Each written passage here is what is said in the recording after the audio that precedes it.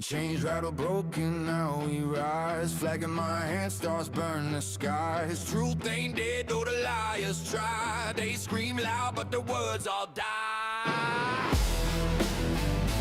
Guys watching hands, praise to the throne. Freedom ain't free, blood built this home.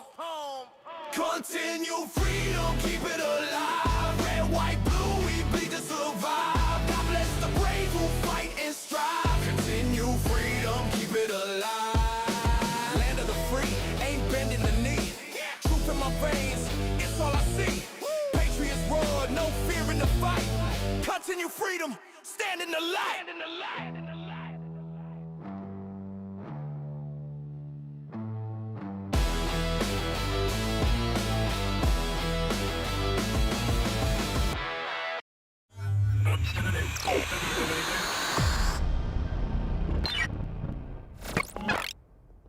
And we're back. It's another great day to be an American. Thank you all so much for being here. I truly appreciate it. Welcome aboard. If you are new and you enjoy the content, I would love it if you would hit the, there it went. Was my subscribe button working? There we go.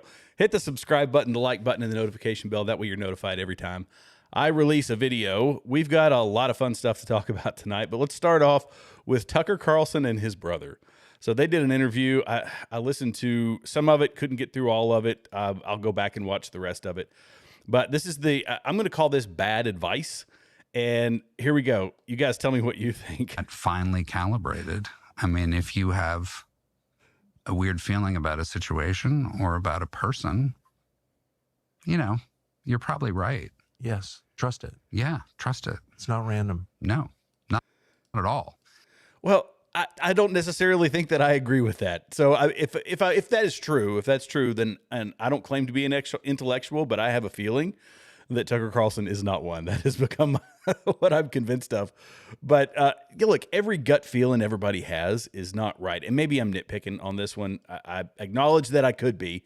But, David Koresh, he had a feeling. He was confident of the things he believed and the feelings that he had. So did Stalin, Hitler, all these people. They've all had. So it's a silly comment, but nonetheless, I had to start off with that one. He does seem Junior in the comments over here said he seems to be a little low T. Yeah, he is. That was a conversation you listen to if you really don't if you don't take Valium or you need something to help you get to sleep at night. That probably would have been a good option. I've got to bring up a couple of things before we get into the headline tonight, because we are going to talk about Candace. We're going to talk about Tucker. We're going to talk about the Daily Wire trolling him. We're going to talk about a guy who gave an absolute mic drop when it comes to foreign influence in government, AIPAC, and some of these things. He was taking obviously the pro-Israel position, and I thought it laid it out so well in such a short period of time. I was like, okay, I'm absolutely going to play this one tonight. And let's see, we're going to talk about some of the ICE protests and all that. We got a whole lot to get into. So let's play this one first. Did we ever think that America would be at this point? That this is the type of conversation we're having in the Supreme Court? And I'm thankful that it's there, but that it's actually being had in the highest court in the land. But listen to this. This is nonsensical that attorneys would speak like this. For a category of students classified as boys and a category of students classified as girls. Yes, Your Honor. If it does that, then is it not necessary for there to be, for equal protection purposes, if that is challenged under the Equal Protection Clause, an understanding of what it means to be a boy or a girl, or a man or a woman? Yes, Your Honor. And what is that definition?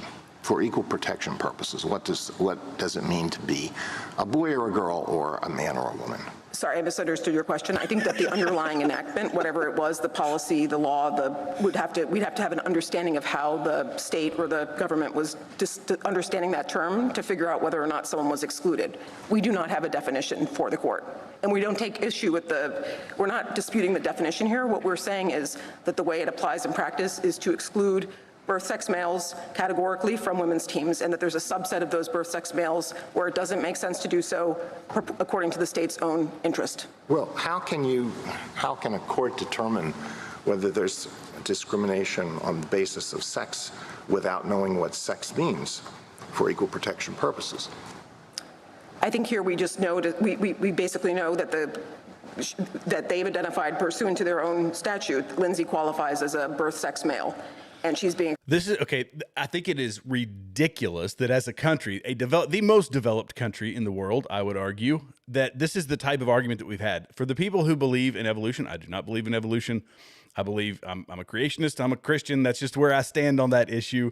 That if you believe in evolution, this should debunk it because we're obviously moving in the wrong direction as a society. And then one more thing that I've got to show you while people are coming online, as we're building up the numbers online, Donald Trump, some people, I want your take in the comments. Do you think, look, I'm for him being presidential. However, that's not exactly why we elected the guy. But he was approached by some protesters today. I think it was today. And this was his response. Look at this. I don't know if you can see it or not. So he said, you can't see it. It probably might be hard to see. He said, F you. And then watch his hand. He flips the guy the bird. Look, not presidential. Not my preferred way for him to handle that situation. But it kind of shows that he's like, whatever, you know. They were calling him, the reason he did it was they were calling him a pedo protector because of the Epstein list. And that was his response. I personally was like, okay, it's kind of funny. On the other hand, I'm like, you could be more presidential and just ignore the guy, but that's not Donald Trump's personality. I want to know your all's thoughts down in the comments. What do you think about that? All right, let's start with Candace Owens. He's a real dude. Yeah, there you go. Junior said a good one here. I love Trump. Keeps it real. He's a real dude. That's it. I mean, he's not perfect. He doesn't pretend to be perfect, although I think in his own mind he might be a little perfect. He's got a bit of narcissism in him. But it's less narcissism and more just extreme confidence. Let's just call it that. Okay, so Candace has gone back to the dreams. We're back to the dreams. Oy, oy, oy. And I'll play her first clip first. We're going to listen to this one. And okay, then we're gonna talk about it, and I'm going to play a clip from the Daily Wire because I love the fact that they still control her old account, though I do have some issues with these big platforms like Daily Wire and others keeping control of people's social media accounts if they leave the organizations. I don't particularly think that's a good idea. I kind of see why they do it. But anyway, let's listen to this one, and then we're going to play the Daily Wire's troll of her, but let's go. It is time to tell you the entirety of the repeat dream that I was having in those early weeks. It was actually a replay of an actual lunch that Charlie and I did have in the past. Back in 2018, Charlie and I went to Israel together. And in the dream, we were sitting in the exact same restaurant on a patio, and Charlie began the conversation saying something that he actually said, a real memory from that trip. Charlie was sitting on the patio, and he was eating hummus, and he's like, this is the best hummus I've ever tasted in my life. A dramatic oversell. I always feel there are certain places that people hype so much that when you go there, you feel like you have to pretend it's the best thing you've ever experienced. Otherwise, you sort of let yourself down. It's like, this is the best ever. And truly, I didn't love Israel. I didn't love it even when I was a Zionist because it felt dangerous. You could sense the Muslims hated the Jews. It felt like we were on a tour. People were sneering at us. I just didn't love Israel. I've expressed that many times in the past, but Charlie was getting into the character. It was the greatest thing he had ever eaten. Anyways, the setting of this particular dream, however, had one dramatic difference. We were not there for the opening of the embassy. And this difference, by the way, I don't really understand yet. I'm just sharing it with you. Instead, we were there in this dream setting for Bibi Netanyahu's wife's funeral. Again, that makes entirely no sense. I've never met his wife. I've never spoken about his wife. I know nothing about his wife. So that's just the context of it. I don't make the rules of dream world. And obviously, as we were sitting there, it didn't strike me as weird because when you're in your dream state, everything that happens for some reason feels like, oh yeah, this is totally normal. Anyway, Charlie said to me, I don't have much time. He followed that up explaining to me that I needed to see what happened on his left. And he told me explicitly, they betrayed me, multiple people. And I said, I know, but who? Then came the frustrating part of the dream. Every time I would say who, you know when you're in a dream and you go, who, or you try to speak in the dream, and then suddenly you're actually speaking in real life and you start to wake yourself up from the dream by accident. That's what kept happening. And whenever I would try to listen to what he was saying, it sounded like he was underwater. So I was frustrated by this. I can't get to the part where you tell me who betrayed you. It wasn't until the third week after his death that finally one face came through in this dream. It came through as clear as day from around the corner of the restaurant. And it was Andrew Colvetz. Oh, how convenient. How convenient she's being spoken to in the spiritual realm in her dreams. By the way, this is not, you guys know this. I look at things biblically. People are tormented in their dreams. Biblically, it's generally speaking not a positive force that's doing that sort of thing. But I will tell you what the next step is going to be, and I'm going to play a mashup from Nathan Livingstone because this is what she's run with. She told people about this dream that she had, and it was innocuous. It was they betrayed me. That's all the information that we got, and then reliving it, she miraculously is able to point to one particular person, and that's one of the people that she is latching her talons into, so to speak, by using her social media platform to go after them. And as I said before, the next thing that I think will happen with Candace, this is a prediction. You guys can hold me to it or not, but I think that she is going to ramp up the prophetic side of these things. This is what narcissistic people do, especially those who purport to be Christians. And on top of that, sorry, my earpiece is like really bugging me, but she's going to start calling herself some sort of a prophet, or she is going to ramp up her credibility as a clairvoyant by invoking God in her accusations even more. And let's wrap a big bow around all of what we have seen so far, which is numerous accusations, numerous people brought into this debacle of a social media scene, and say that this is antithetical to biblical principles, and that is one of the 10 commandments, bearing false witness. This is what she is doing against these other people. That we know very clearly is not a biblical principle. And throwing out accusations to la-di-da-di everybody in the name of asking questions to a rabid group of people who latch on to every single thing that she says, knowing that that's what she's doing, that is nefarious. That is bearing false witness against people, and that is wrong for somebody who purports to be a Christian. If you're not a Christian, yeah, fine. You're not really breaking any rules.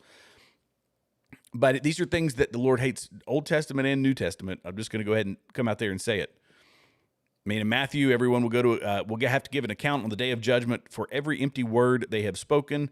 Out of the heart comes evil thoughts, murder, adultery, false testimony, slander, da-da-da-da-da. So this is what she is doing, and that's honestly, it's undeniable.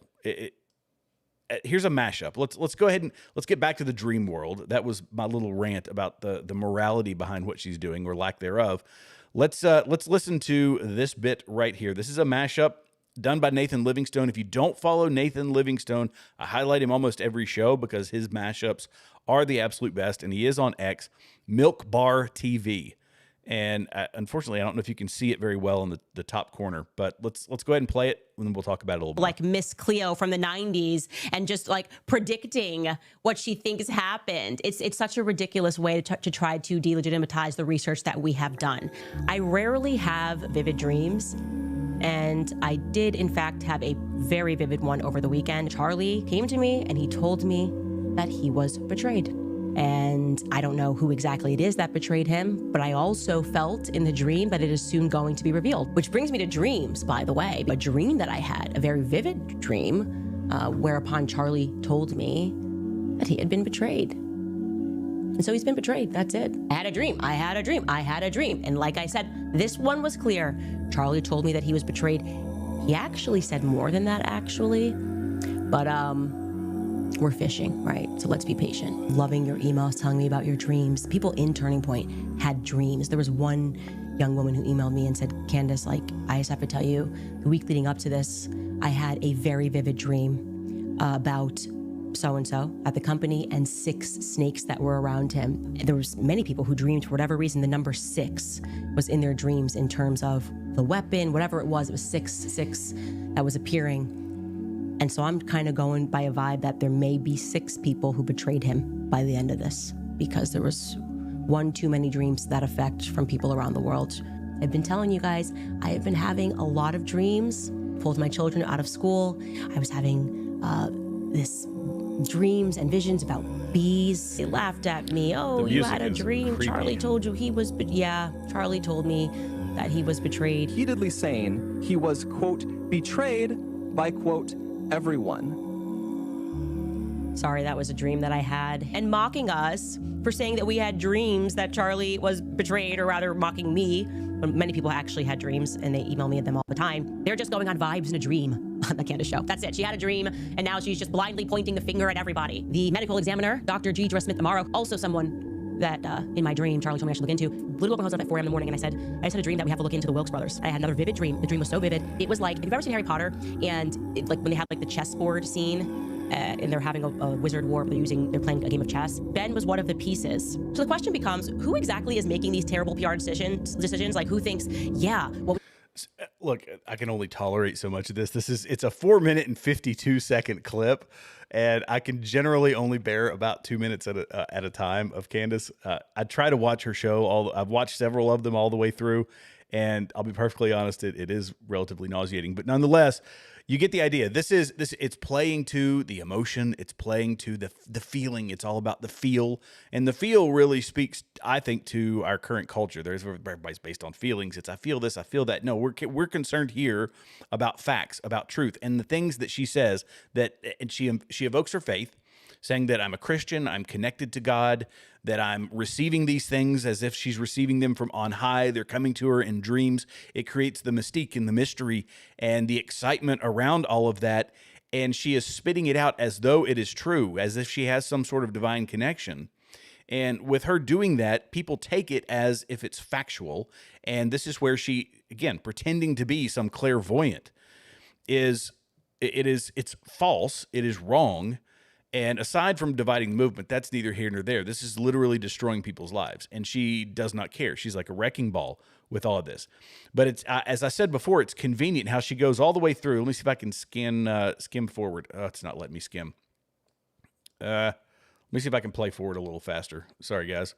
What we need to do today is we have to attack the dream. Just go at it and do not let up on the dream. I think it's someone who feels personally victimized by the dream. Show of hands, who feels personally there in this dream setting for Bibi Netanyahu's wife's funeral? That's just the context of it. I don't make the rules of dream world. And obviously, as we were sitting there, it didn't strike me as weird because when you're in your dream state, everything that happens for some reason feels like, oh yeah, this is totally normal. You know, when you're in a dream and you go, who, or you try to speak in the dream, and then suddenly you're actually speaking in real life and you start to wake yourself up from the dream by accident. That's what kept happening. Whenever I would try to listen to what he was saying, it sounded like he was underwater. So I was frustrated by this. I can't get to the part where you tell me who betrayed you. It wasn't until the 3rd week after his death that finally one face came through in this dream. It came through as clear as day from around the corner of the restaurant. And it was Andrew Kolbetz. I said, I rarely have dreams, but I had one clear as day this weekend. Charlie came to me. I believe his soul is in purgatory, and I believe that you know much more than you've said publicly or privately. So let's get this straight. She has a dream about another man who is the husband of another woman, and the first thing she does is wake up and text another married man in the middle of the night about the dream that she had about him. That on the surface is weird. It's weird. That's inappropriate, aside from being weird, but this is what she does. This is how she says that she conducts herself, and that this is perfectly normal to her. So I want to bring all this around, that this has been part of it, the dream vision, or the dreams that she's been having, the visions, the signs from on high that come into her mind, and how interesting that as we get to this new year, she has started to wrap it up a little bit with a bow. Maybe this is the conclusion of her dreams, and everything else is just going to be prophetic, who knows what else. But she's wrapping it up by saying, see, I had another dream, and it was the very person who I told you it was. Ta-da! Oh, the magic. Oh, the drama. Aren't you guys intrigued? I had another dream, and the rest of that dream, I'm going to tell you in our episode tomorrow. Be sure to buy CIA merch. And we'll see you next time. Like this is just, you guys get where I'm coming from. It frustrates me. And to the 100,000 people that were watching her show tonight, I checked in right before we started here. I was like, 100,000 people are really drawn in by this. And she does have the Howard Stern effect. I think we know that of the people that are watching her, a lot of those viewers they're the ones that don't like her. I don't know what the percentages are of that. I mean, she doesn't get I don't think an abnormal number of dislikes to likes. People are enjoying her content, but she's playing to a particular crowd. And this is, again, I'm going to dovetail from the Charlie bit to the Israel bit because I feel like she can't resist herself doing a single episode without mentioning how Israel is, the source of all these problems in this one. And, obviously in the dream, she's mentioning Bibi Netanyahu. And I think I saw it somewhere down here in the comments that interesting how she mentioned Bibi Netanyahu's wife and her funeral, and Bibi Netanyahu's wife is still with us. So isn't dead. So that's strange. Very, very weird. Okay, but this now she gets into the bigger politics. She's not talking about the what I call the wine mom, true crime type story. She's gotten away from that and went briefly to talk about real big world issues like Iran. And what's the one thing because I don't think she knows anything else. She doesn't have any other explanation for it. This is where she goes. So many people, oh my gosh, you won't believe what these radicals are doing. And of course, it just seems to be that whenever Bibi Netanyahu's around the corner, like, hey, I want that piece of land, suddenly our media starts telling us, hey, you wouldn't believe how free these people are trying to get in Iran. These people are really, we need to free the Iranians. Oh, they've been living in oppression. Bibi is over here like, oh, land. Oh, no, really? It's about spreading democracy. Code word, that's military code word for dropping bombs and stealing a bunch of stuff that is. What was the last thing we stole, by the way? I can speak from personal experience. We went into a very oil-rich country. We spent 20 years there. We lost blood and treasure in that place. How much of the oil did we get? None. But she's still running with that. So do a lot of the other people like Dave Smith and others. They say, oh, we're there just to take the oil. That's all we do. We go in and take the oil. No, we don't. We never take the oil. And I just said oil like a Southerner. Oil. I'm trying to work on, try to get that Southern accent out of it. But you get the idea. We're going in here to steal and to do this and to do that. No, we don't ever steal anything. We do fuel the military-industrial complex. Halliburton, our former vice president, he got his, company made a lot of money. His stock value went up. But I also think she doesn't understand geography. Look, Bibi Netanyahu, in her mind, is going to take Iran. This is why we're doing it, because Israel wants to take Iran. We're going to do a little geography lesson for Candace Owens. I'm going to go ahead. This is just for our refresher. But for Candace, if she ever happened to see this show, Candace Owens, this over here, this is Israel. You see this over here? This is a big old place called Iran. And guess what? There's two countries in between them. This is not, she's like, no, it's only like an inch on the map. It's not that far, right? Like, that's the only thing I can imagine she's thinking. What, that Israel is going to take Iran? My goodness. Oh, we're going to steal land, Bibi Netanyahu. It's so irrational that I'm actually still shocked that she said it, because it's irrational and it's nonsensical. Bibi Netanyahu has been trying to protect his country from Iran, to prevent them from bombing them, because it is the stated goal of Islamists. But in that same clip I just played you of Candace Owens, she is downplaying the thousands, potentially, the numbers are unclear right now. Low numbers in the hundreds, high numbers in the 10,000 plus. I've heard high numbers as high as 12,000 that have been killed by the Iranian dictatorship, which it actually is. And she seems perfectly happy to downplay that. Is that not strange to anybody else? That in the name of her hate of Israel, she will downplay a theocracy in Iran that is under radical Muslim control. That's weird. That's she's worried about the plight of the Palestinians and Hamas. She's very concerned about Hamas, because Israel was directly involved. When it comes to Iran, then she downplays a literal revolution that is being started, that the Iranians say that they're going to be hanging people soon. This was reported. Donald Trump says he's in talks and negotiations with them, saying, no, we're not going to let them hang people. If they do, there's going to be hell to pay. So he's having those conversations with them, I guess, behind closed doors and through presidential channels. But to downplay this, you can watch it here, and I should have pulled up a clip, and I don't know why I didn't. Let's see. Iranian revolution, let's say Iranian protests. And despite the fact, by the way, that they are killing people, the protests aren't stopping. Here we go. This is the Iranian regime in, let me make sure this is the right clip. Yeah, this is the right one. They shut down the power grid. They disconnected the internet. Oh, that's loud. And here they are. The people lit up the streets with their cell phones. There's footage of crowds of thousands, tens of thousands of people in the street. And the Shah, who is, there was a commentator. I didn't pull this up as a big deal because I want to do a whole separate show on it. The Shah, who was exiled, I guess, from Iran, is sitting in hiding, and this is what they're trying to get back to: post or pre 1979 Iran, where it was more Western. They were a constitutional monarchy at the time, and that's the state of Iran that the people want to get back to, because living under Sharia law sucks. Tucker Carlson would disagree. Candace Owens would disagree, I suppose. But we all know this because we have access to history books and we have an IQ above our shoe size. And I'm starting to question whether or not Tucker does.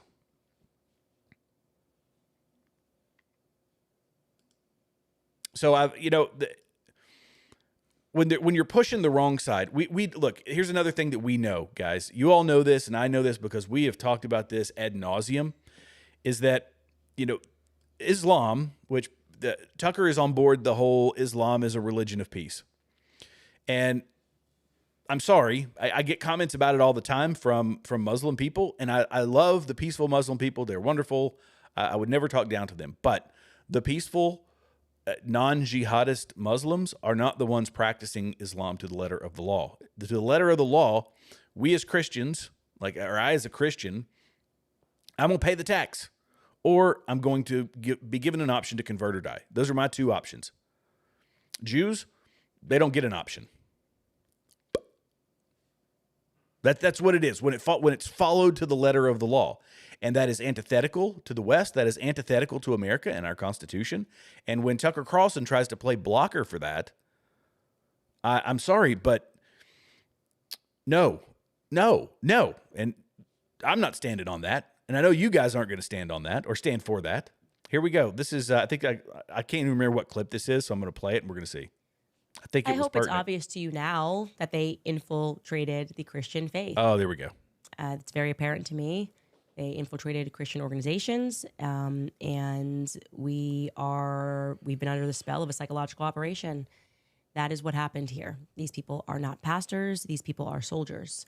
These people are not influencers. These people are soldiers. And the war is on us. The war is for your mind. Oh, this was the clip about her saying that all the Christian pastors who are, well, let's just say not anti-Israel. This is where it's weird, because there are pastors who are staunchly, and I know some of them, who say Israel can do absolutely no wrong. And that's not the right stance to take, because even America can't do anything. It can't do everything right. Like, no country is going to do everything right. So it's a ridiculous standard that they hold. Then there are others who understand where it sits biblically, and they say, yeah, it's still obviously important biblically, because there's all these prophecies that circle around Israel, that Christ is going to come back and be on the Mount of Olives and so on and so forth. I'm not here to do a theological lesson, but she is saying that anybody that is pro, or that supports Israel in any way, shape, form, or fashion, that's the line that she is trying to draw, to say that they are just simply bought and paid for by Israel. She hates Protestants. Let's just call a spade a spade. She does not like Protestants. She is a Catholic, and she's a militant Catholic. I have yet to figure out which brand of militant Catholic that she is, but it's not normal for most Catholics to believe this sort of thing. So on this whole thing, again, I'm bringing this to the spiritual warfare front, because I truly think that it is. Let me bring this to, I'm not going to play that one. Tucker Carlson, you guys saw the clip. I think I played it on this show before. Tucker Carlson talking about how he had been attacked by demons. And I will go back to what I had said before, which is there's some references biblically for that. that what's the way to put it? Demons are when you are plagued by demons and things in your dreams. That typically isn't doing that along the it's not inspired by God. Let's just put it that way. God doesn't torment you in your dreams. The other side does. Tucker Carlson talked about how that's the case, and I don't know if that was the turning point for him, or like the moment of the shift for him. But he and Candace both saw very, very drastic shifts in their worldview. And Tucker is doing this in kind of a sly way. It's really weird because, and I know I keep using that word weird, but it is, that Tucker had an article where he talked about the woman who tried to run over the ICE agent. Well, okay, there you go. Canna Michelle says, sorry, I just caught that comment. Tucker fought the demon and lost. Niles, I see you blowing up the comments, buddy. And Raquel, and okay, I've heard SSPX, Raquel. I see all these comments. I'm going to get to them, I promise. Because as you all know, that's one of my favorite parts of the show. But nonetheless, this is talking about the in particular, the shooting of the ICE agent shooting the woman who tried to run him over. And basically, Tucker played apologist for the woman who was trying to run him over. And it was weird because she was, we saw the video. She was actively resisting arrest, which is a crime. And then she hit the police officer. Recent reports say that the police officer actually suffered some internal damage and is bleeding internally. Interesting for somebody who wasn't struck by a car, right? But Tucker comes to the rescue of the woman, and he does it in a very sly way. He says that he plays a very lefty sort of stance on this, which is, all life has value, and we should never, basically don't claim a one side or the other is good in a shooting like this. It's just all bad. It was bad that the woman did it. It was bad the police officer shot it. And we certainly shouldn't say that that is a justified shooting. Does that make sense? It was very strange, but it's an unwinnable situation for anybody on our side because the police officer took lethal action. They do as much as they can. We watch it all the time. These protesters are charging at them, throwing rocks and bottles and whatever they can at these police officers. They're hitting them with rubber bullets, hitting them with mace. It doesn't stop them. They just keep coming in force because they know there is no lethal consequence. And when a woman hits a police officer with his car, he fires around and he shoots her. And in what is going to be a justified shooting, I believe, unless the prosecution becomes political, he sides more with the woman than he does with the ICE officer, as if her life has some more value. Once you get into a lethal engagement, voluntarily get into a lethal engagement, you are forfeiting your right to continue to exist. That's just how any law enforcement interaction goes. When the moment that I take a swing, that I swing a bat, a rock, I brandish a firearm, a knife, whatever, and a vehicle is a 4,000-pound weapon, it's been proven by precedent in court that a vehicle is a lethal weapon. And to say that, people are celebrating, nobody is celebrating the death of this woman. Not a single, there might be some crazy people out there that have. I'm certainly not. I know you guys aren't celebrating. It's a tragic thing, but a lot of people respond with the FAFO, acronym, and they're not wrong. But like this, I'm going to show you a clip here in a minute. In fact, let me go ahead and pull it up. That these protesters think they're playing in some sort of weird video game. Like this isn't real life. And you actually tried to take out an officer IRL. Let me play the clip here. Where was it? Because I dropped it towards the bottom. I didn't know if I was going to play it or not. Hey, Jennifer, Veterans for Truth. Haven't seen you on in a while. Welcome back. I just glanced over at the comments. Dadgummit, where did I put that clip? There's the Nick Fuentes clip. Oh, here we go. This is the one. So I'm getting to this one out of order, but it's okay because it's pertinent. Listen to what this woman says. Listen, this is in the same shooting, by the way.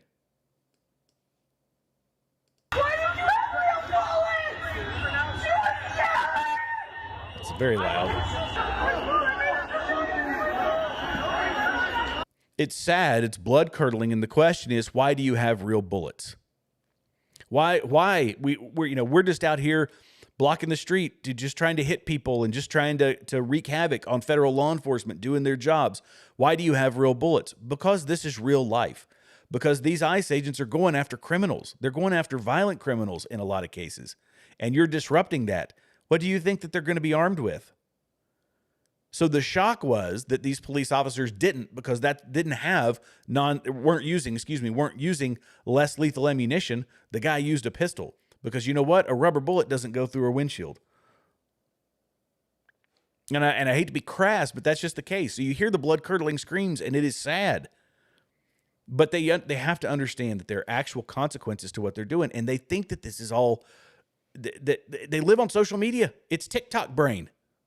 They see other people doing it, and they go out and do it, and all of a sudden, a police officer responds with actual force, and there you go. By the way, for the folks that are on that are not, please feel free to hit the subscribe button, the like button, and the notification bell. That way you're notified every time I release a video. That is if you enjoy the content. If you don't enjoy the content, just hang around and you can go about your merry way. I hope you all have cell service, by the way. Everybody's out of cell service today. Okay. Oh, this is what happens when I get out of order. Let's go back to, let's see.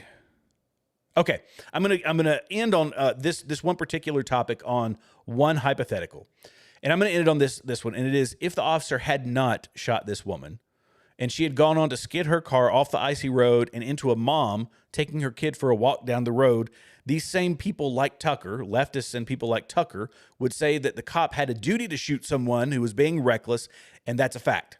Right? That's a fact. You should have taken this person out. You have a responsibility to take this person out. And it's putting that officer in a lose-lose situation. They take every position of ours, and they assume the opposite position simply to be confrontational. And that's been Tucker. It's been the norm for Tucker. It's been the norm for Candace for quite a while now. And he did a similar thing, with Venezuela, right? He just takes the opposite position. He's standing up for Maduro. Presumably, he knew that something was going to happen to Maduro's presidency, that they were going to go get him or, take him out or whatever it happened to be. And he starts talking about it in advance. And as he's talking about it in advance, he's singing the praises of a dictator who took a country that was the fourth largest economy. If I recall, it was something like the fourth or fifth largest economy. Absolutely crushed it, subjugated his people. They all lost weight. They were being emaciated. They're eating dogs in the streets. They're losing all their property. They've lost all their businesses. He's took. And Tucker says, well, it's pretty good because he doesn't like gay marriage and he doesn't recognize transgenders. So we have zero cause to take this guy out for whatever reason. And we can argue the specifics of whether or not we should have taken Maduro out, but we did. And Tucker was on the opposite side of that, and he still remains on the opposite side of what we did. So, and the argument, and again, I know I keep riding along with this, but I will end on this one because I had so many notes here, and I'm like, I'm going to run out of time if I go through all of these. But people made the argument that Venezuela only trafficked, I think it was 250 tons a year of cocaine. And the argument that I would make is, and then they argued that 2,000 tons, I believe, metric tons come out of Mexico, that's actually the big one. And to that I say, do we have a problem going after somebody in, what about a drug operation or a drug house in Chicago? And then what about a drug operation in the state of Florida? What about a cartel operation supplying Arizona and Mexico? How high up do we go in taking out people that are trafficking drugs before it's permissible to a Tucker Carlson or a Candace Owens or a whoever? Although I don't know, in full honesty, I don't know if Candace has provided commentary on that. I haven't heard it. They're only 10 to 15% of the global supply of cocaine. Oh, okay. And they're letting Russia, China, and Iran into their country. to have freedom of movement in Venezuela? What says when Trump goes into Colombia and kills 500 Colombian soldiers? Because this is the other argument that Tucker Carlson made, is that when we went into Venezuela, there were people killed, and that should be a terrible thing. It should not be something that is celebrated. If we go into Colombia and, 500 Colombian, soldiers that are being paid by the cartels, are we going to hear the same story? Because Colombia is providing a massive supply of cocaine. I think that was the largest. That was the one that was 2,000. Colombia, Mexico, all these others. See, I just want to highlight the inconsistencies is what I'm trying to do. So I got way off track on that, and I apologize for it. But as Tucker has changed and as Candace has changed in relatively short periods of time, so has Nick Fuentes.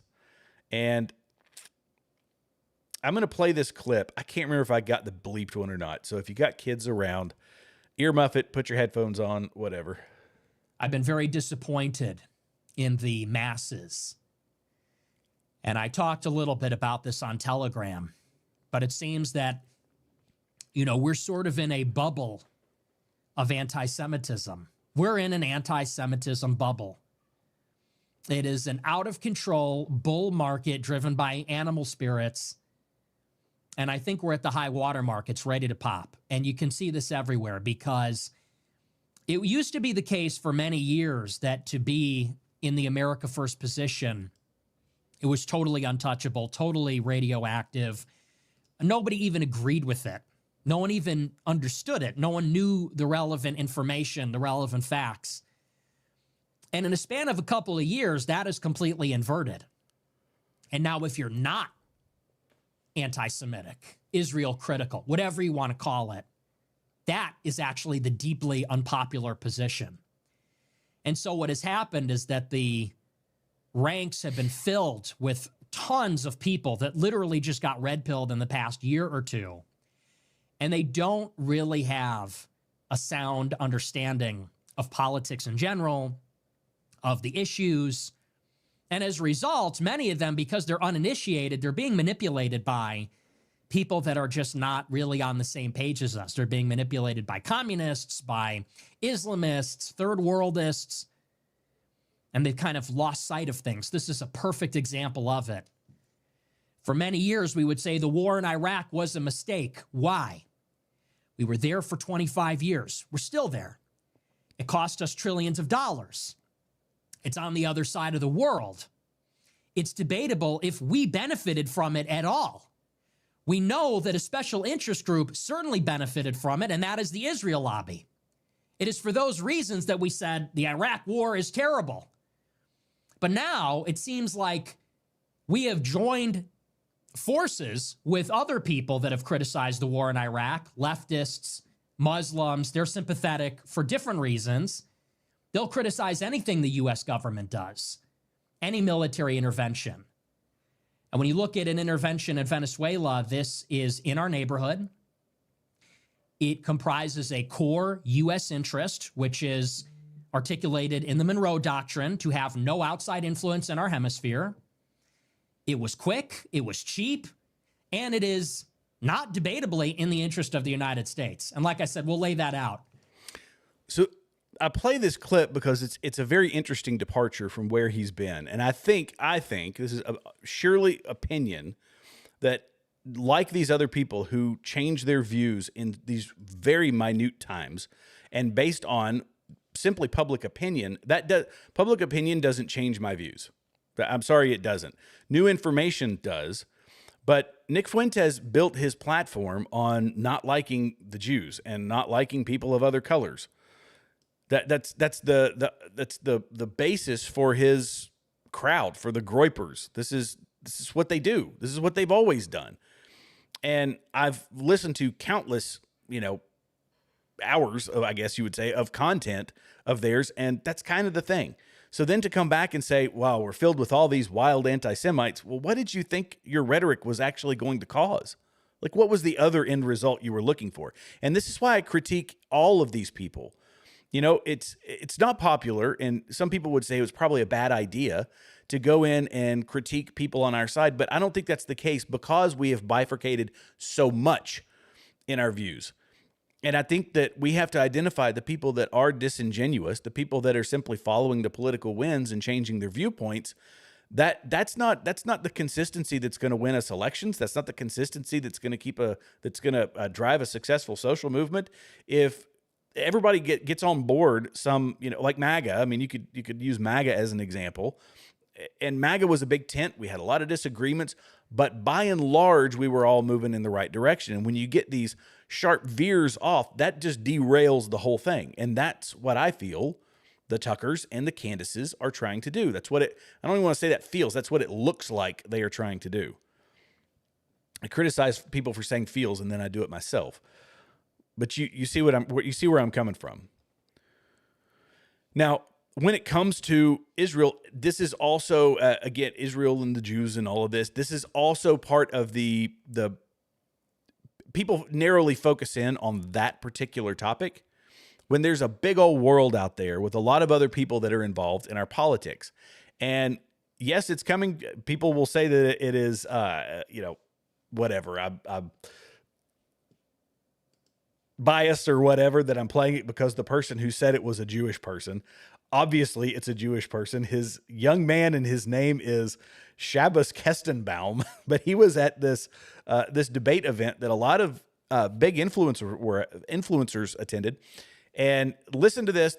It lays it out incredibly well. And when I heard it, I thought, oh boy, yeah, I'm going to have to play this one on the show. So here we go. Listen to this. Again, I find it very bizarre that in a topic that did not include the word Israel, the only country we actually discussed was Israel. I actually believe that we should end all foreign aid, but that includes all foreign aid, not only one obsessive country. You mentioned FARA. Let's talk about FARA, the Foreign Agents Registry Act.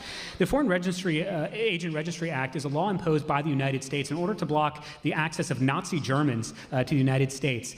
Qatar currently has 31 registered FARA agents compared to Israel, which has 15. From 2021 to 2025 alone, Qatari FARA agents logged 627 in-person meetings with members of Congress, which is more than every other country by 300 meetings. So let's talk about AIPAC. I don't support AIPAC, largely because they're pretty ineffective. AIPAC is an organization comprised exclusively of Americans, by Americans, and for Americans. You don't have to like them, but that doesn't mean they're an agent of a foreign country. Just like Indian Americans have UNISPAC, the Armenian Americans have ENCA, Greek Americans have HALC, or the Ukrainian American community, which is the UCCA. Americans are free to lobby as they would like. And if you want to make laws against the lobbying of Americans to their government, then fine, let's discuss the policy and legislation. Although, unfortunately, all we've done is obsess over one country. In 2024, it's true, AIPAC is an American lobbying group, just like the NRA or the Chamber of Commerce. They spent roughly $100 million on lobbying and elections. In the same year, China spent $500 million. Japan spent $400 million. Big Pharma, $400 million. Saudi Arabia, $310 million. Qatar, $250 million. But you wouldn't know this because my esteemed opponent is obsessed with only one country and one country only. But before we go on, I have to correct one thing. He said 310 million. I got some different numbers. For China, I got 522 million. Japan, 438 million. Liberia, which is interesting, although this was often tied to shipping registry interest, so it was different. Saudi Arabia, 344 million. South Korea, 327. Qatar was further down the list anyways. What about the fact that Israel controls American foreign policy? Isn't all of our Congress bought and paid for by Israel? If that's true, that somehow Israel controls American foreign policy, then someone clearly needs to explain to me how is it that President Truman forced the Israelis to stop its advances against the Egyptian army in 1948, which actually would have destroyed the Egyptian army unilaterally. President Eisenhower forced the state of Israel to pull back from the Sinai in 1956. President Johnson refused to greenlight a preemptive strike by Israel against the Egyptians in 1967. President Nixon prevented the IDF from crushing the Egyptian Third Army. President Ford forced the Israelis to withdraw from strategic areas under the Sinai II Agreement. President Carter pressured the Israelis to fully withdraw from Sharm el-Sheikh. President Reagan applied pressure to Israelis to withdraw from Beirut. Of course, President Bush, the senior, forbade the Israelis from responding to Saddam's 1991 Scud missile attack, and a point that you failed to to address is, if Israel actually controls the United States government, how come that the greatest existential threat to the state of Israel of the last 20 years, the Iranian nuclear deal, JCPOA, the Joint Comprehensive Plan of Action, of which Bibi Netanyahu, AIPAC, and almost every single Jewish American lobbied their member of Congress against, still passed? So if Israel controls America, they're doing a pretty shitty job. And that brings me to my final point. You had said the only reason America has enemies in the Middle East is because of Israel. Well, that doesn't make any sense, because as I mentioned, the first war the United States ever fought as a country was against Islamists off the coast of Libya, which was more than 140 years before the creation of the State of Israel, which really brings me to my final point. The problem we have in the United States is not something the Jews or something Israel. The problem we have in the United States is the rise of radical Islam. In the last 25 years, I am just going to name just a couple of incidents, so indulge me. Nice, France, radical Muslim terrorist. The 2017 Paris attacks, radical Muslim. The reason TSA checks your shoes in airports, radical Muslim. The underwear bomber, radical Muslim. The New Orleans ISIS attack, radical Muslim. Westminster, Boston Marathon, Manchester Arena, Pan Am bonding, Fort Hood, Beltway sniper attacks, the list goes on. Bali bombing, Mortarville Rigby, USS Cole bombing, London Bridge attack, Madrid train, Charlie Hebdo, San Bernardino, U.S. Marines, Beirut bombing, Little Rock Army shooting, Chattanooga military attack, Pulse nightclub massacre, New York City ISIS truck attack, Boulder, Colorado firebombing attack, D.C. shooting. Jews who wear kippahs are not going to blow you up on subway stations, but unfortunately, radical Islamists will. I mean, it was when I heard it, I was sitting watching. Yeah, this is everything that I have talked about on this show. And he laid it out in 5 minutes. And I thought, well, that was a waste of time for me. Why in the world didn't I just do that? So, oh, wow. Anyway, people become very, I guess myopic is, they look at the world through a soda straw, and they look at our problems through a soda straw, when they should be looking through a funnel or sticking their head out a window, right, to see what's actually going on in the world. But this IDS, they start looking at everything through a soda straw, and they can't see anything but that in this big old world, to the point that a Candace Owens would say, these people in Iran are being subjugated. These people in Iran are being wrecked by their government. They have been down. They're being crushed by a violent theocracy, by Sharia law, and she still says, well, we're going to do something about it. Well, it's got to be because of Bibi Netanyahu. My goodness. My goodness. Surely we're not that stupid as a society. I like to think we're not.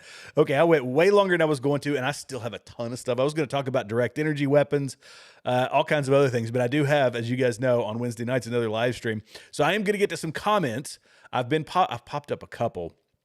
I should have been popping them up when young Mr. Kestenbaum was talking, but let's get to it and see. Thank you guys. Oh my gosh. Okay. I hate to do this, but no, I'm going to start at the top and try to scroll through as fast as I can. Oh, you return guys, man. I had a dream. Candace Niles, welcome back, my friend. Welcome back. Yuck. And CERN to the list. Let's see. I just suffered through Candy's episode. Add CERN to the list. So, let's see. Candy might want to grab and yeah, I know there could be something going on there. Are we in the realm of, I don't know, are we in ayahuasca territory? Is that what we're dealing with? Is it who knows? And by the way, before I'm going to keep going through comments, but if you're new here or you're just tagging in, be sure to hit the subscribe button, like button, and the notification bell. Very, very helpful to this channel. I appreciate you guys for doing that. Let's see. And but still about 70% of the people watching this show aren't subscribed, which is crazy. It's not uncommon. I want to get to the Rumble comments because, well, actually I'm going to get to it. I can't show it to everybody on YouTube, but if you are on Rumble, Candace is this is a comment from Dallas David, Texas. And he is, so again, over on Rumble, I rarely get to my Rumble comments, or I don't get a ton of them over there. She's just asking questions. Why not say this out loud and examine this information? Who was the first person to announce Charlie Kirk dead to the public? Netanyahu saying, I didn't do it. All of that is incorrect. First off, if you are doing an actual investigation, there's a reason that the police don't just come out and fling at whatever evidence they've got. Well, we're looking at John Jones, Bill Jones, Judy Johnson, Steve Smith. We're looking at all of these people. We think one of them might have done it. We'll let you know tomorrow who we're honing in on. Well, we don't think it's any of those people, but it is, Jill Johnson. It is. They don't do that because you're throwing information out there to people that is entirely unvetted. And that's what she's doing. She's waxing poetic and just emptying all of the thoughts, in her mind. She's just dumping them out. It's word vomit. And it puts when you're doing it in front of millions of people, it puts people's lives in danger. We know that doxing happens. We know that death threats happen. We know that the left is deranged. We know that there's people across the board who are deranged. You don't just do that. It can affect people's jobs, their employment. And then when he says that Netanyahu saying I didn't do it was the first thing that came out, no, incorrect. The first thing that came out was people like Candace blaming him for it. That's it. I'm not some staunch supporter of Netanyahu, but that is just a fact. He only had to say it because the rumors were already flying across the internet. Israel, Israel, Israel. Those same people that see the world through their little soda straw and can't see anything else. That's why he responded. And then for them to have the gall to come out and say, why in the world? Well, I don't know. I never had to come out and say I didn't do something like that. Well, because there weren't millions of people accusing you of it, right? Let's be honest. Anyway, there we go. That's my rant. It really frustrates me. And of course, the guy says that, what was it? He said I had TikTok brain. I don't know. Anyway, we'll leave it there. Feelings, and more. There you go. Thank you, Junior. Let's see. Vivid dreams. Run. Oh, here we go. If you ever meet someone that says they have vivid dreams, run the hell, run. Oh man.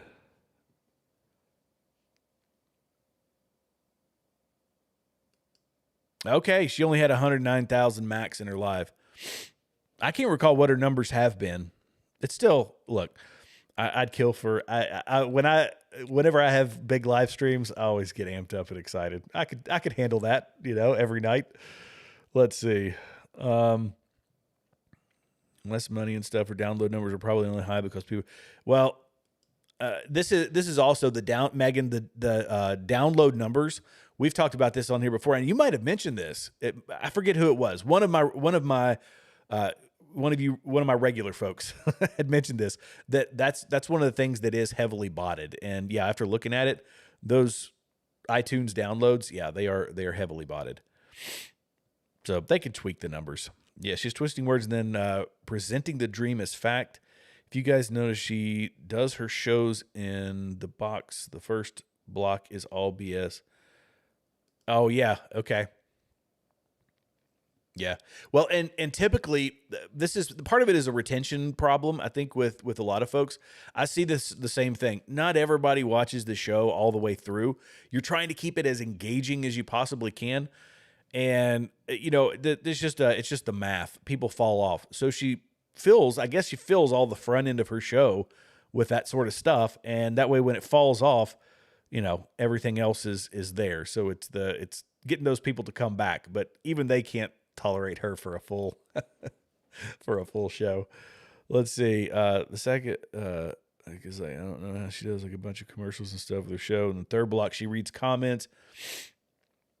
But by the second block, she is off the dream and pretending it as fact.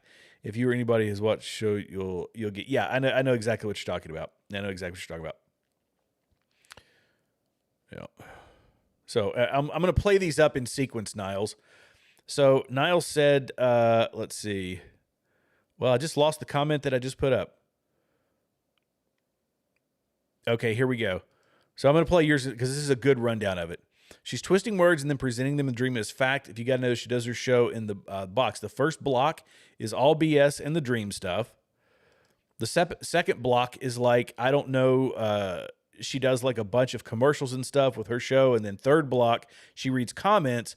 But by the second block, she is off the dream and presenting it as fact. Or if you or anybody has watched the show, you'll get what I'm saying. Yes, this is it. It is very formulaic how she does it. So that's Niles, great job. That's a perfect explanation of it. Let's see. The Mandela effect. That $20 the dreams. Yeah, that's what I think. I think they might have been daydreams. When she's sitting at her desk thinking about, I don't know what in the world to talk about tonight. Oh, I haven't talked about dreams in a while. Let's see, producer. What was my dream? What would really bring them back next week? Oh, let's talk about what would make the internet go crazy.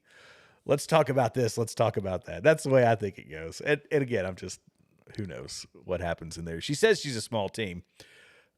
With as much as money as she's making, I'm sorry, if I had the resources that she had, I would be devoting most of my resources to researching.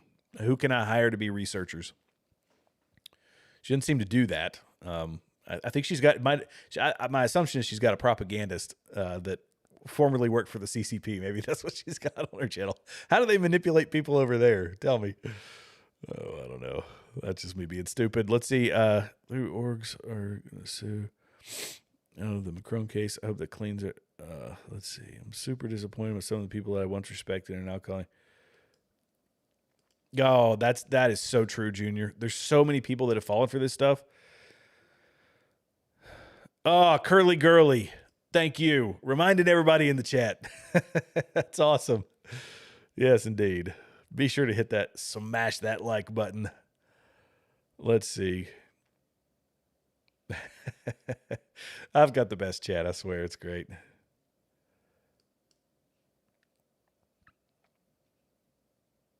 Yeah, this is a good point too.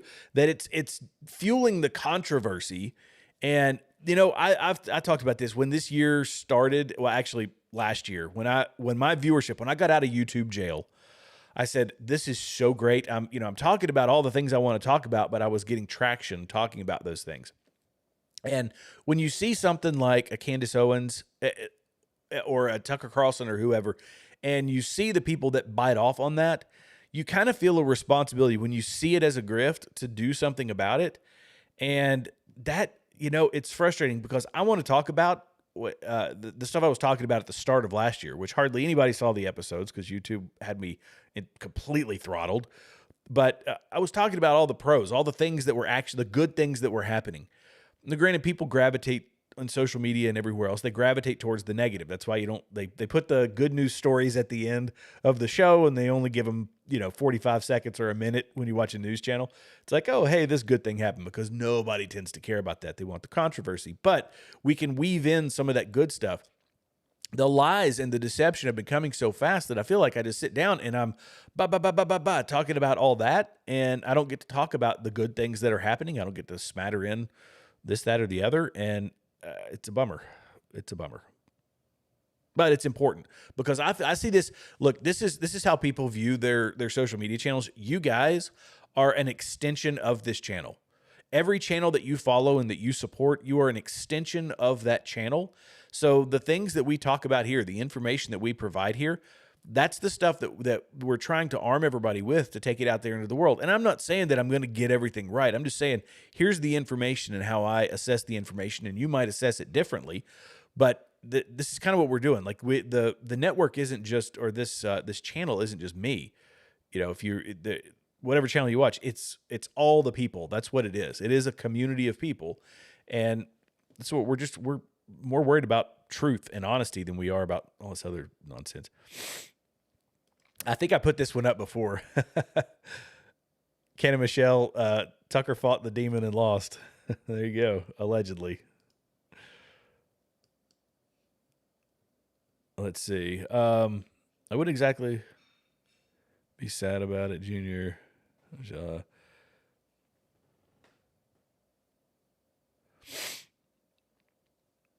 No longer about the facts. There you go. No longer about the facts. Everything is about the feelings. That's the problem.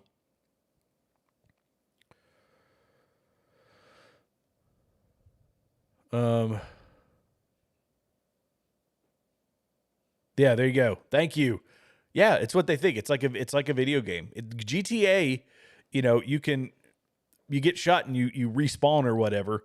That ain't the way real life works. They don't live in reality. And this is the other piece of it. A lot of these individuals are it's a problem across the entire society. That the SSRIs and the other things that we're doing to try to rewire people's brain chemistry, you couple that with social media and the endorphins and all of this, and it fuels emotion, it fuels the takes you down to your baser instincts, I guess. And then you say, I'm going to go out here and I'm going to do that because this person not only did this thing that I, as a social justice warrior, think is brave, they also got 10,000 likes on their video. Let's go do it. And then when there's real world consequences, they go after the people who are simply doing their job and trying to protect other pedestrians or drivers or whatever from your deranged activities. And, anyway, they turned them into the enemy. Sorry, I was looking at another comment. Supporting the Ayatollah.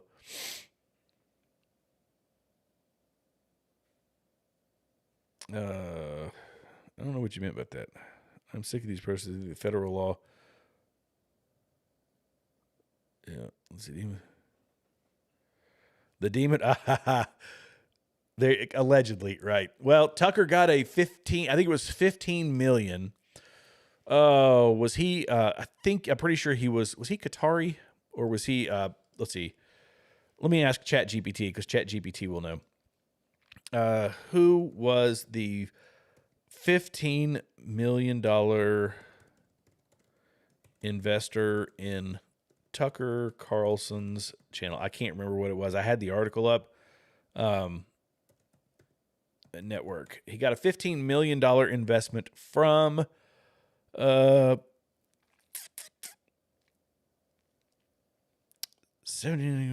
investor. Who was the person? Omid Malik. That's who it was. And Omid Malik was he Qatari? I can't remember where it was. Anyway. Yeah.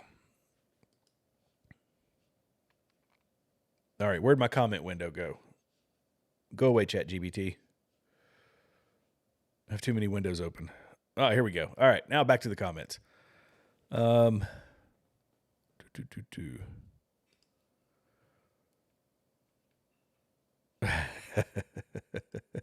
he did. That's funny. Like a scammer, idiotic, crazy. Yeah. This is the thing, Jennifer, is this is when she talked about what bugged me. One of the comments that she made that really bugged me was her saying that he was in the Truman Show. A lot of her narrative relies on Charlie being a complete fool. And we know that for a fact that he was not. We are 100% certain that he was not. And yeah, it's a lot of what this is. It's trying to make, Charlie look like an idiot. Literally sounds exactly like CNN. Nick literally says that he just complains about everything America, Trump, and MAGA. Oh gosh, I'm not going to play your comment after that one, Junior. Oh, that's funny. Everybody can enjoy that one down in the comments or down in the chat. Let's see. Maybe just need to. Not saying that you were making excuses for Nick. Nick is a narcissist grifter retard who is pathetic, and those excusing him because he calls out. Yeah, I hope you don't mistake me by saying that I support him in any way, shape, form, or fashion, because that is most definitely not the case. I'm just saying the point I was trying to make, just to, I guess, to reiterate or to clarify, is that Nick Fuentes is part of the problem because he is a grifter. He moves from thing to thing. He started off and his whole deal was, women, Jews, anybody who isn't a white person or a white European, even though he's not a white European, those people are bad. They're less than. They're whatever. The Jews are the root of all our problems. They control anything and everything. And now he's softened his stance on it because it's not as popular. That's my take on it. So yeah, I know that you said not saying that you're making excuses, just for okay, yeah, good, okay. I had to read that one in order. So no, I am not making excuses for him.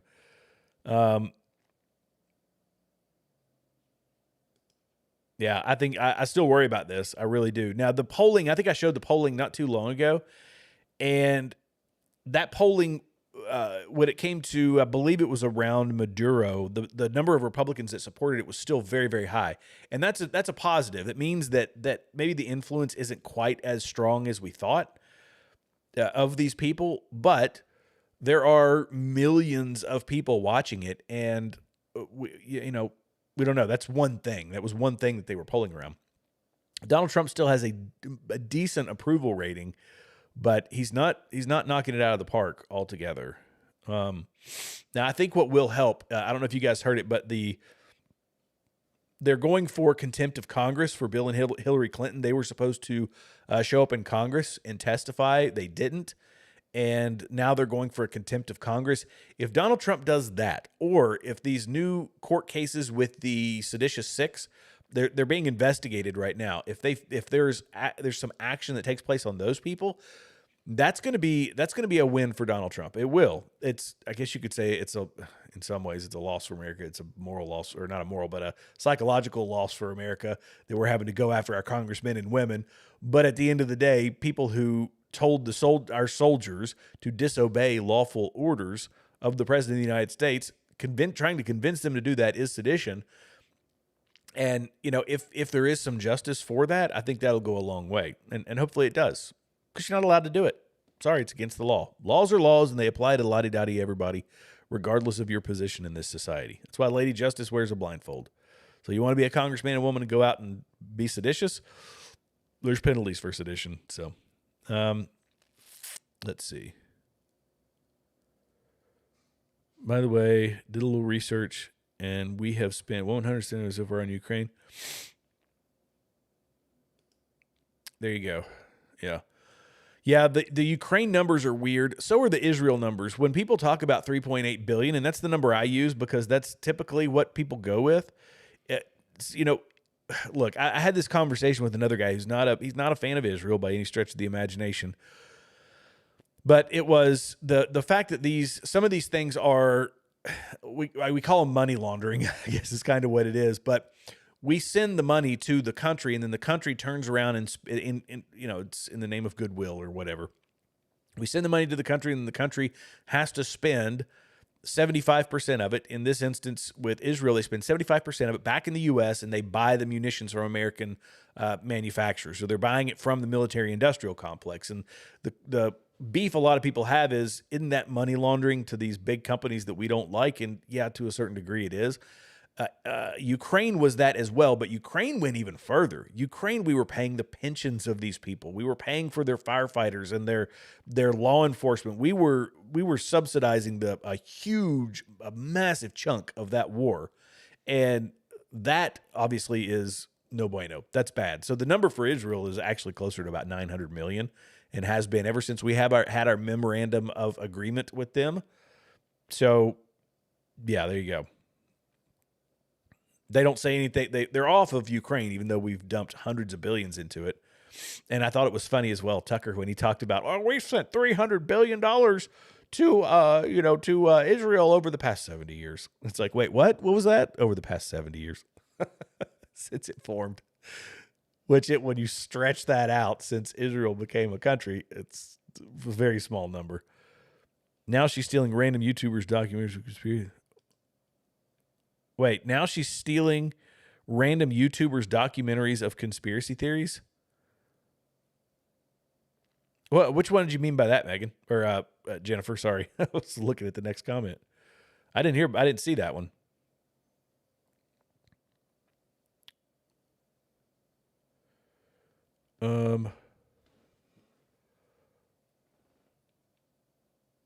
Anywhere GTG, awesome show as always. Okay. See you later. Sorry, didn't get to your comments. You guys were filling up the chat too quick. I'm going to go down to the bottom and work my way back up. Let's see. Oh, I forgot to play this one. Yes. Oh my gosh. Okay. I'm so glad look. Thank you, Raquel. I'm going to play this video. This one is so great. Thank you. Let's pull this one up. In fact, that was the one I was going to lead with, and I thought, no, I'm just going to get right into the meat and potatoes. So here we go. Watch this. It's only like 46 seconds, so it's totally worth the watch. You should be obsessed with traveling, not just the destination, but the experience of getting there. When you travel with us, you'll feel warmth, you'll feel welcomed, and you'll feel watched. Because every seat comes with the peace of mind of knowing someone is following you with 2 planes. This is what you can expect when you fly with. At Egyptian Air, we definitely never mix up our time zones, flight numbers, or flight times.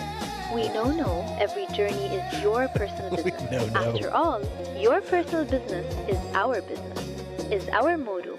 Egyptian Air, wherever you travel, we will follow. So the Daily Wire posted that on the Candace Owens podcast account, which they still have control of. Oh, I think it's funny. That was hysterical. Yeah, I know. Isn't that interesting how they troll her a little bit, and all of a sudden that is, oh, I'm being attacked. But then, take 2 breaths and then she'll turn around and attack somebody else. Oh gosh, that's funny. I love it. Let's see. Another seat in Michigan. Jennifer. Oh, let's see. I'm sure the people she has doxed you. Yeah. Well, I'm hoping lawsuits, guys. This is it is a deterrent. I hate how litigious our society is, and we really are. I mean, the ambulance chasing lawyers and the court cases, just like what they did to Donald Trump, these frivolous cases all over the place. But there's a certain time where it is warranted. It really is. And the stuff that she's doing absolutely is. Hey, we got a super chat. Here we go. Working overtime today, brother. I love it. Yes, indeed. You guys know I try to stick to an hour, and I've got another podcast at 9 p.m. Not here, on a different channel at 9 p.m. But you guys leave me with all these great comments, and I'm like, all right, I got to do it. I can't not put this up. I like to get as much visibility as I can on what you guys say. Because you're the one, by the way, you guys are the ones that everybody who's contributing in this chat, you all are the ones that keep this channel. You help juice the algorithm. It helps this channel grow. Like, it's monstrous. So thank you, man. I appreciate that. Yeah. I still say, I mean, this is one of the best chats. It is fantastic. DEI hire, let's see.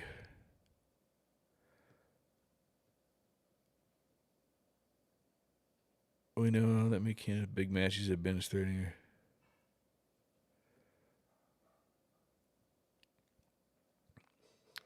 Sue her yesterday.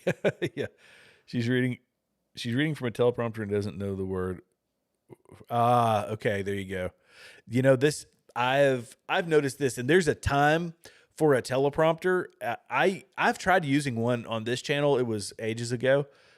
I tried using it for notes and just to keep myself tracked, but that was when I was doing pre-prepared shows, not live streams. Live streams you get, especially like this, because I'm in my office. You guys are hanging out with me. I try to keep it much more relaxed. I don't want to be overproduced on that, so I just go with notes and all that. Tucker Carlson, he does these monologues, and his monologues are obviously done off a teleprompter. That's always the way he's done it. And I think he writes his own stuff, he says, but I don't think Candace writes anything that she says. And whatever they're feeding her in that teleprompter, I also think that she is surprised. Like what was the one? I played it. I played it last week, and it was a clip that they put up about Charlie Kirk, and it was something Charlie Kirk said that was talking about, what was it? And Charlie Kirk wound up saying that Donald Trump is not susceptible to this, or was the way we get over that. I cannot remember, having a complete brain cloud what it was. Anyway, she got big mad whenever she read her script. They played the video, and then the video closed on Charlie Kirk talking nice about Donald Trump because she hates Donald Trump. She didn't know that was in there. So they fed her that. She was just reading it, and that's what happens when you don't do your own homework, when you don't do your own script, you don't do your own notes. You can get, you can look real stupid very quickly. I know, I've done it before. I threw up a clip, or I thought I had a right piece of data and I was off, and I'm like, oh boy, that was stupid. There you go. Continue, freedom chatters unite. Oh, that's good. I love it.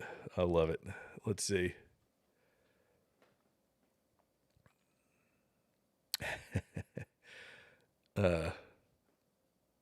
That's it. Best ones on YouTube. I'm responding to, let's see, just a word of advice. You can read out the comments you're responding to.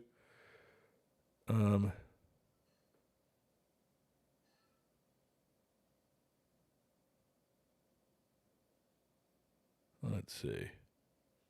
There you go. Okay, I hope that I'm going to give a grace period here. If I missed a comment that you all really want me to get up on the screen, or a question or whatever. Oh, this is a good question. Do I think that it was a threat? I think it could only be classified as a threat if she had some way to make that happen. So I don't think it was a threat. I just think it was, I don't know, her being stupid. I don't know.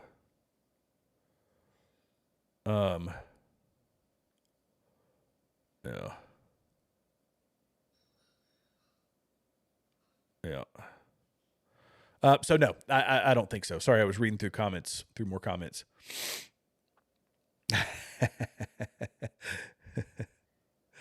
Oh, that's funny.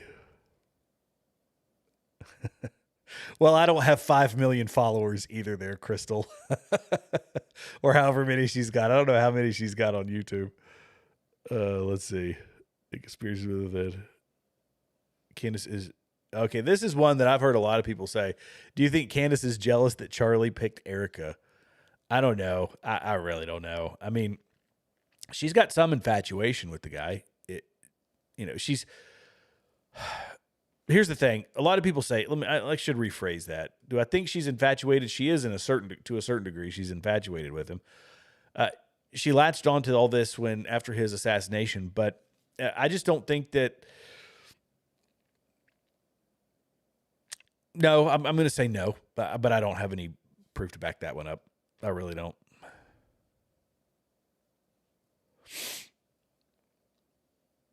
Well, see, this is an interesting thought. She's actually a genius. Your content is based on her right now. My content is trying to basically do what a lot of other people are trying to do, and that is to poke holes in the lies that she's telling to the American people. To millions of American people like yourself who have bought into a very exciting narrative that reads like a novel, like something written for specifically to you, and it's making you part of it. You've got the chat and you've got this, and she is bold-faced lying to you. None of the things that she has said have come to fruition. None of the evidence she said she's going to produce has ever been produced, and she keeps carrying it on, and people keep buying into it, and we're trying to show that to people. So welcome. I hope that you have learned something from the show. I hope you go back and watch the whole show. It would be really great. I think it'd be really good for you. But popularity, true crime has been one of the top 5 podcast genres for quite a while, and she has tapped into that very successfully. That's it. Kudos to her for her success. But the fact that she is lying to people, the fact that she is deceiving people, that's a problem that I have, that, a lot of my regular viewers have. We're tired of the lies. And we're in a political season. This is involving politics. This is involving the future of our country, elections, our economy, our security, all of these things, because she is trying to divide the right. Tucker Carlson is trying to divide the right. Nick Fuentes is trying to divide the right. These disingenuous actors pop in here and they try to break apart a successful movement for whatever reason, I don't know, other than narcissism, money, all of those things. And that's the stuff that we have to highlight to our fellow citizens, and that's what I'm doing. So, there you go. All right. You look atop Law and Order has been on to. Yeah, Law and Order. That's a great example, Niles. Law and Order. It's a huge show that they keep making new ones because people buy into it. She's tapped into that same sort of thing. Yep.